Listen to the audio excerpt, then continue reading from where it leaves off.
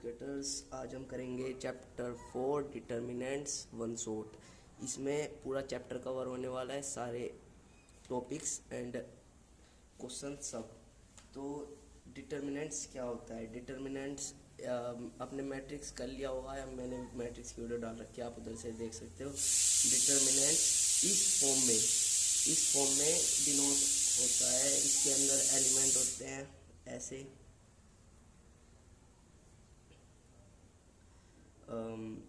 ऐसे इसके अंदर एलिमेंट होते हैं।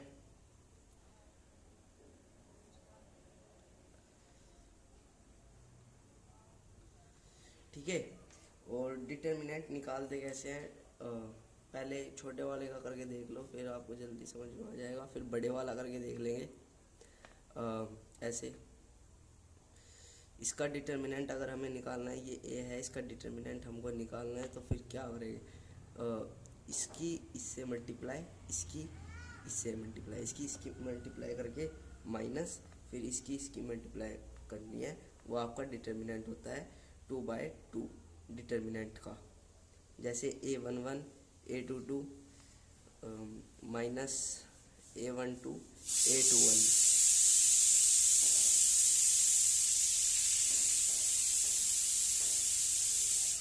Sorry for disturbance. इसका डिटर्मिनेंट ऐसे निकालते हैं। अब जैसे अब 3/3 डिटर्मिनेंट्स का कैसे निकालेंगे? डिटर्मिनेंट, इसका डिटर्मिनेंट निकालने इनके कुछ साइन डिनोट होते हैं। जैसे ये होता है हमारा प्लस, ये होता है हमारा माइनस, ये होता है फिर प्लस, ये माइनस, ये प्लस, ये प्लस, ये माइनस, ये माइनस और ये प्लस। आप कोई सी भी रो या कॉलम से स्टार्ट कर सकते हो अपना डिटर्मिनेंट निकालना। आप ऐसे भी कर सकते हो, ऐसे भी कर सकते हो। मैं आपको सजेस्ट करूँगा आप इस वाली से करना, इससे ज़्यादा आसान भी पड़ता है और ज़्यादा प्रैक्टिस भी हो सकती है। किसी भी 3 एलिमेंट से आप इसका डिटर्मिनेंट निकालना स्टार्ट कर सकते हो। जैसे कि अब हमें इससे इसका डिटर्मिनेंट निकालना है, तो कैसे निकालेंगे? Determinant of A, let's say ए है, इसका डिटर्मिनेंट हमको निकालना है, तो कैसे निकालेंगे? फर्स्ट हमें फर्स्ट एलिमेंट ऐसे के ऐसे ही रखना है, और सेकंड जोन सा एलिमेंट आपने चूज़ किया है उसके नीचे की, उसके साइड वो वाली रो और वो वाला कॉलम आपको हटा देना है। ऐसे ऐसे हटा के जो आपके पास बचा है वो आपको लिख लेना है।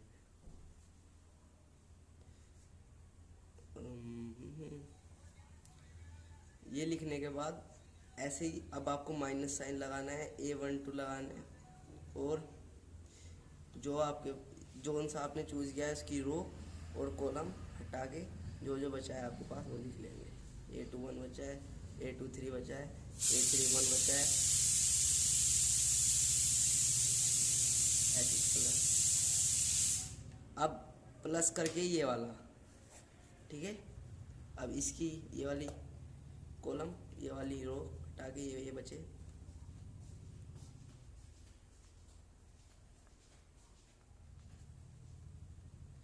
ठीक है, अब इनका कैसे करना है आपको? इनका मैंने आपको सिखा दिया।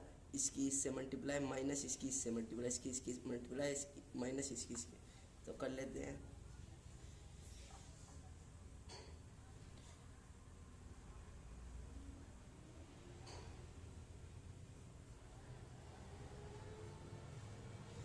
सॉरी, अब ब्रैकेट में कर लो, आपने डिटर्मिनेंट तो निकाल लिया।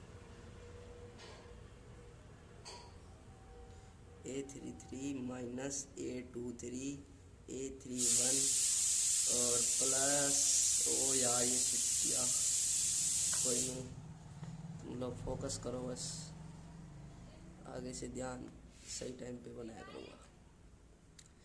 A22 A31, ठीक है। ऐसे करने के बाद आप इसको सोल्व करोगे, आपका डिटर्मिनेंट आ जाएगा 3×3 मैट्रिक्स का, और ये होता है 2×2 मैट्रिक्स का। और ऐसे ही अगर आपको सिर्फ एक एलिमेंट का डिटर्मिनेंट निकालना है, इसका डिटर्मिनेंट यही होता है। ओके, ये बात आपको ध्यान में रखनी है। तो नेक्स्ट टॉपिक है आपका area of triangle. Area of triangle कैसे निकालते हैं। जैसे कि लेट से हमारे पास कोई मैट्रिक्स है,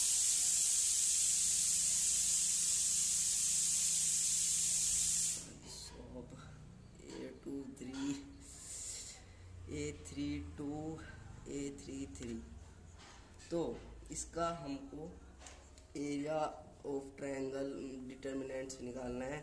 तो इसका डिटर्मिनेंट इसको डिनोट करते हैं या तो ए के डिटर्मिनेंट से, अगर लेट से आपका वो आपका मैट्रिक्स ए है, या फिर इसको ऐसे भी डिनोट करते हैं, ठीक है।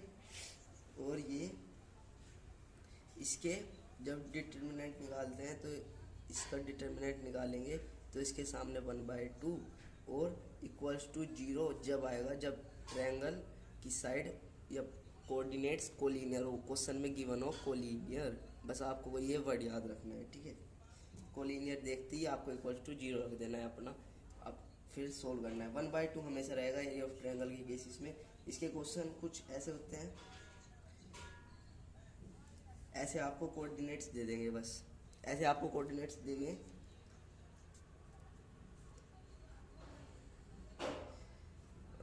कुछ भी इधर मैंने के ले लिया, आप कुछ भी ले सकते हो ऐसे।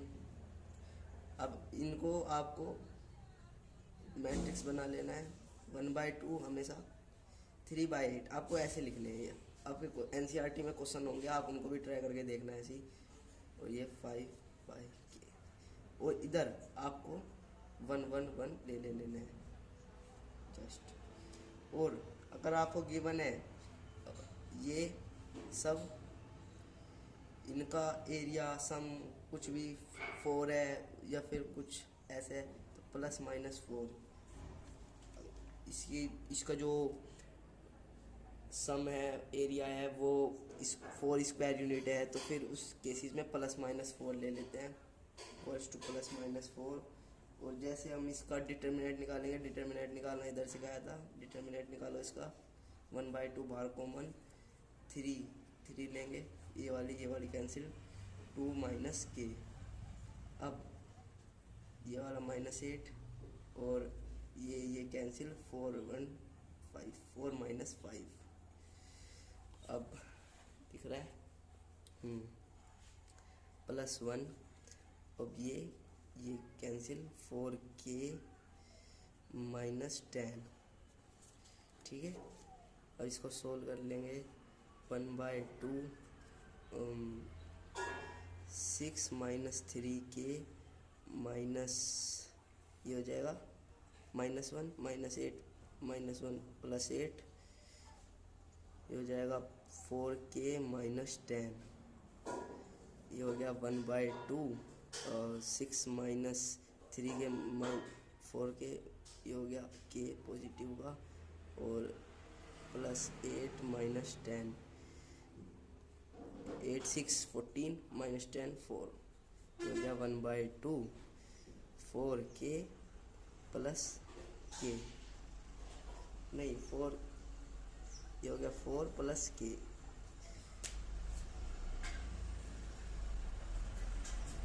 ये हो गया 6 -8 + 6 4,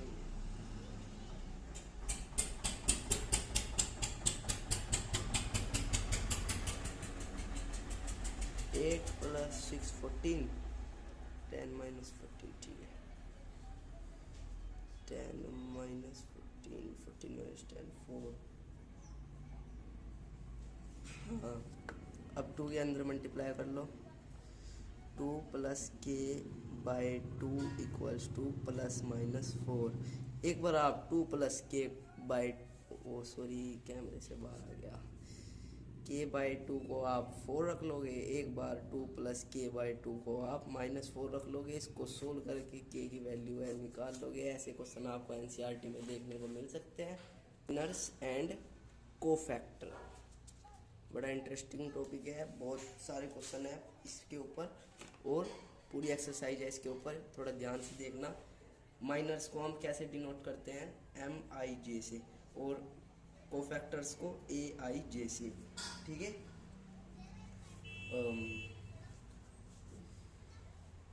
हम ये MIJ डिटर्मिनेंट्स की तरह ही होता है, इसको देखना भी थोड़ा। जैसे लेट से हमारे पास A है, एग्जांपल ले लेते हैं, इसी से आपको समझ में आ जाएगा।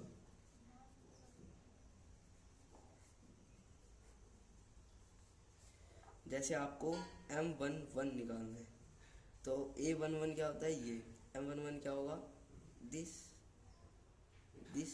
ये हो गया। अब आपको क्या करना है, ये एलिमेंट मिलती ही आपको ये वाली रो हटा देनी है, ये वाला कॉलम हटा देना है, इन दोनों को सोल्व कर लेना है। 9 × 5 45 माइनस 8 × 6 48, तो ये हो गया -3। ऐसे ही आप M12 निकालना है, तो ये है M12, ये है M13, ये है M21, ऐसे M12 ये है, इसकी ये वाली कॉलम ये वाली रो हटा देंगे, तो 9 4 जा 9 4 जा 36 और 7 6 जा 49 नहीं 42, सॉरी गाइस थोड़ा टेबल नहीं है। M12 ऐसे ही आप M12 निकाल लेंगे, जैसे ये हटा दिया, 9 × 4 माइनस 7 × 6, ऐसे आपको सोल्व करके, शुरुआत में आप डायरेक्ट मत लिखो, एक एक करके सोल्व करके देखो इजीली, फिर आपके आंसर आने शुरू हो जाएंगे, ठीक है। ऐसे ही होता है बस। 36 माइनस 42 ऐसे आप सोल्व कर लेना है, ये हो जाएगा 36 माइनस 42, 6 वो भी माइनस का, ऐसे आपका ये M12 निकल गया। अब ये क्या होता है, AIJ, जैसे हमको A11 निकालना है, तो A11 ये होता है, AIJ होता है हमारा -1 की पावर, जो हमने ये चूज़ किया है ये इनकी पावर में ऐड होते हैं, और जो हमारा M11 आया था वो इसके साथ मल्टीप्लाई होता है। जैसे -1 की पावर स्क्वायर 1 × में -3, ये आ गया हमारा -3। इसमें आपको एक बात ध्यान रखनी है, -1 की पावर इवन है, प्लस करने के बाद तो आप इसको 1 लिखेंगे, और जो यहाँ पे है उसको एज इट इज़ लिख दो बस। अगर ओड है, -1 की पावर ओड है, तो आपको इधर -1 आएगा, और जो यहाँ पे है उसका साइन चेंज करके आप आंसर लिख देना। ये आपकी ट्रिक है, ये आप प्रैक्टिस करने के बाद ही यूज़ करना, my suggestion.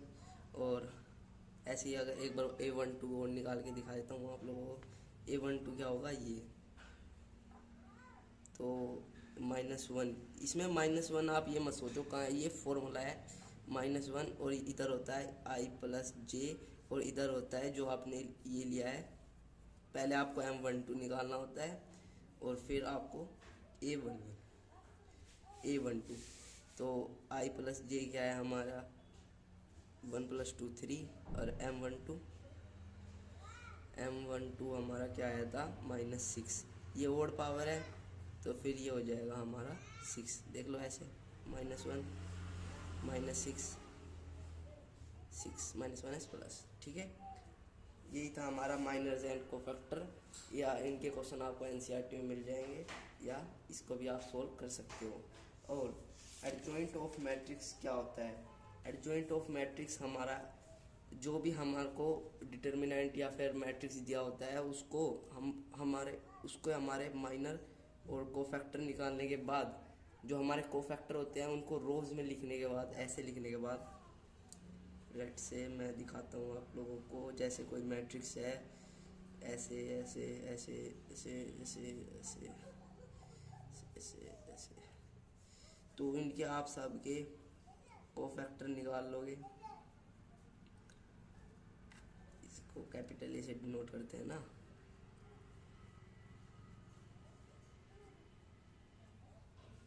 A22 A23 A31 A3 2 A3 3 बस। अगर आपको ये आ गया तो ये भी आ गया। जैसे ही आप इनको ऐसे लिख लोगे, इसका ट्रांसपोज हमारा होता है एडजॉइंट ऑफ ए। जैसे इसका ट्रांसपोज क्या होगा, A11 A21 A31 A12 A22 ए नहीं नहीं नहीं sorry sorry sorry A11 A12 और ये A13, ऐसे ऐसे लिखना होता है। ये ऐसे 2 3 और ये ऐसे।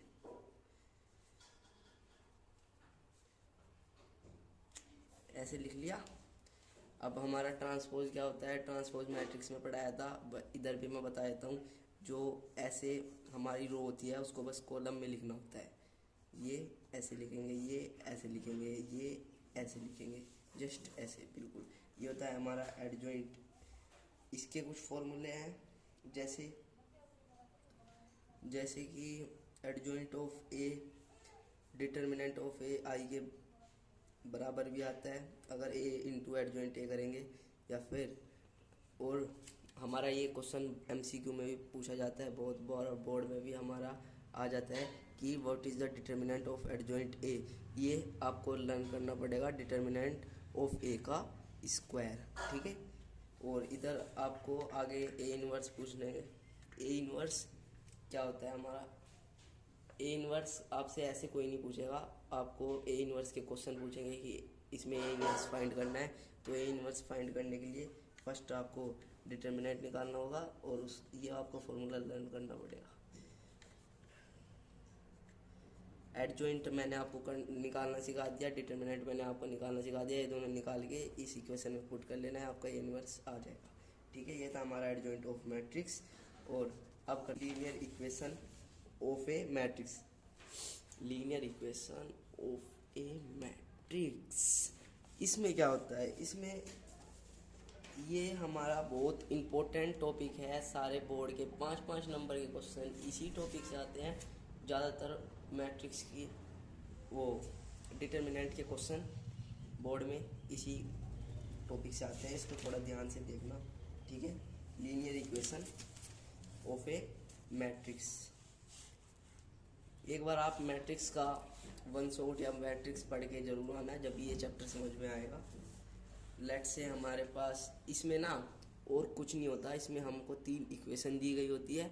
उन्हीं इक्वेशन से हमको मैट्रिक्स बना के, 3 मैट्रिक्स बना के उनको सोल्व करके हमें जस्ट उनको सोल्व करके एक्स वाई जेड की वैल्यू निकालनी होती है। मैं आपको बताता हूँ कैसे उनको सोल्व करते हैं। लेट से हमारे पास इक्वेशन है A1 x A_B_1 y plus ये A1 B1 की जगह कोई भी कांस्टेंट हो सकते हैं, 2 3 4 ये होगा बस। एक्स वाई आपको एज इट इज़ मिलेंगे, थोड़े आगे पीछे भी कर सकते हैं, आपको इक्वेशन बनानी है direct. C1z equals to D1, ये भी हमारे पास कुछ कांस्टेंट ही हो गए।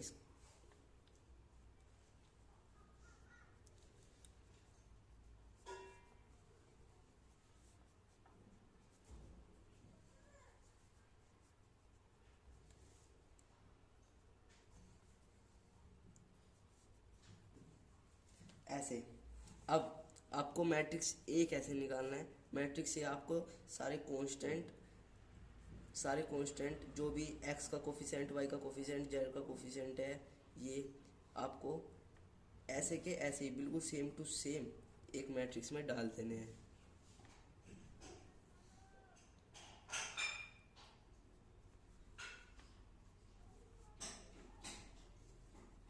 ये काम करने के बाद आपको एक्स वाला मैट्रिक्स भी निकालना पड़ेगा, जो कि है x y z, y y z, y z z z. आपको ऐसे नहीं लिखना है, आपको देखना है एक्स वाई जेड, क्योंकि हमारे पास एक्स वाई जेड बस 3 ही वेरिएबल्स है। फिर हमारे को बी निकालना है। बी कैसे निकालेंगे हम, बी हमारे ये जो कांस्टेंट होते हैं एज इट इज आ जाते हैं।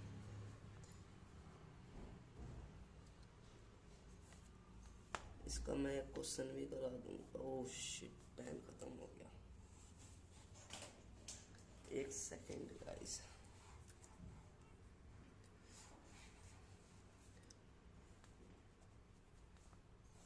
ये आपको बी ऐसे नहीं मिल जाएगा, ठीक है।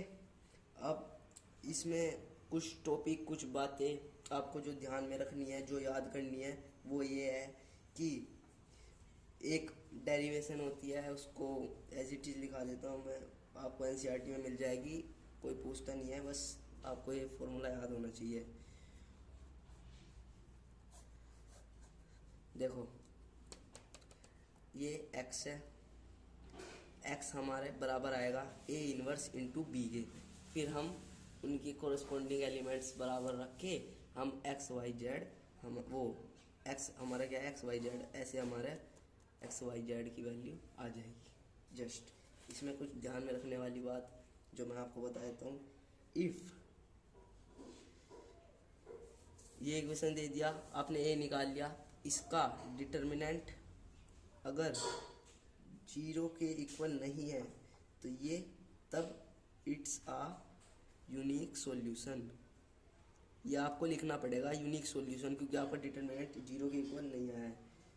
ए इनवर्स एग्जिस्ट्स, ये भी आपको लिखना पड़ेगा। और जब आपका यूनिक सॉल्यूशन और ए इनवर्स एग्जिस्ट करता है तो आप ये वाला फॉर्मूला लिख सकते हैं, अप्लाई भी कर सकते हैं। और सेकंड बात, अगर determinant of A equals to 0 आ गया तो इधर दो बातें आती है। जैसे ही आपका determinant of A equals to 0 आ गया, आपको ना चेक करना है एडजॉइंट ऑफ ए इनटू में बी। बी क्या है हमारा, ये नॉट इक्वल्स टू 0। और अगर adjoint of A into B equals to 0, then ये आपके दो केसेस आ सकते हैं। आपको क्या करना है, पहले तो determinant of A equals to 0 आते ही आपको पहले तो एडजॉइंट निकालना है, फिर उसके बी से मल्टीप्लिकेशन करके देखनी है वो 0 के इक्वल आई है या नहीं आई है। अगर नहीं आई तो फिर सॉल्यूशन नॉट एग्जिस्ट, जस्ट ये लिख के आपका आंसर आ जाएगा, ये आपका आंसर है। अगर आ गई तो फिर इसका आंसर आएगा इनफिनाइट सॉल्यूशन। जस्ट ये आपकी बात थी। हम ले लेते हैं 5x + 2y = 4, 7x + 3y = 5। अब देखो इधर से हम ए मैट्रिक्स कैसे निकालेंगे। 5 2 7 3 ये आ गया। और x क्या है, x y। और b क्या है हमारा, ये वाले 4/5। जैसे बताया था आपको, ये थोड़ा करके देखने पड़ेंगे 5-6 क्वेश्चन, जब भी आपको समझ में आएंगे। Now we have to find determinant of A. Determinant of A find करके देख लेते हैं वो 0 के इक्वल है या नहीं है। क्या है 15, इसकी इससे मल्टीप्लाई माइनस इसकी इससे मल्टीप्लाई 14, आ गया हमारा 1 नॉट इक्वल्स टू 0। तो ए इनवर्स एग्जिस्ट, तो x equals to A inverse B हो गया हमारा। ये वाला फॉर्मूला हमारा अप्लाई हो सकता है। Adjoint of A equals to 3 - 2 और -7 5। अब आप बोलोगे आपने डायरेक्ट कैसे लिख दिया। जो 2 × 2 मैट्रिक्स के जो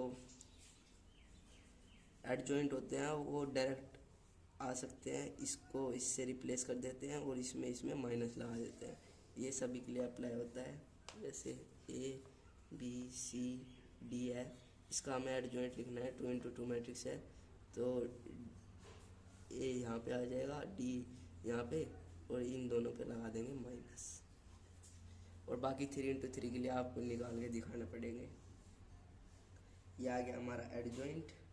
अब ए इनवर्स निकाल लेते हैं। उसका क्या फॉर्मूला था, 1/डिटर्मिनेंट ऑफ ए इंटू में adjoint of A. Determinant of क्या है, 1, adjoint of A 3 - 2 - 7 5। A inverse हमारा यही आ गया।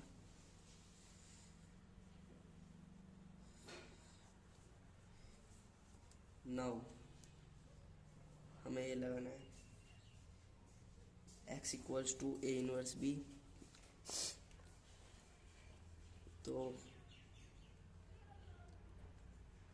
x = a inverse b, a inverse हमारा ये है 3 - 2 - 7 और 5, और b हमारा है 4 5। इसकी मल्टीप्लिकेशन कर लेनी है। मल्टीप्लिकेशन मैट्रिक्स चैप्टर में समझाई थी। 3 इसकी इससे मल्टीप्लाई, इसकी इससे मल्टीप्लाई, जस्ट क्या आ गया हमारा x, 3 की 4 से 12, इसकी इससे -10, इसके बीच में प्लस आता है, अब प्लस माइनस माइनस हो गया इसकी। अब नेक्स्ट इसकी इससे, ये हमारा मैट्रिक्स है 2 × 2 का, ये मैट्रिक्स है हमारा 2 × 1 का। तो मैट्रिक्स आएगा हमारा 2 × 2 का।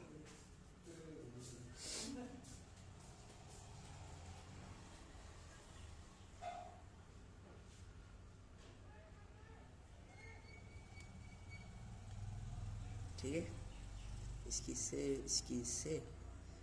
नाउ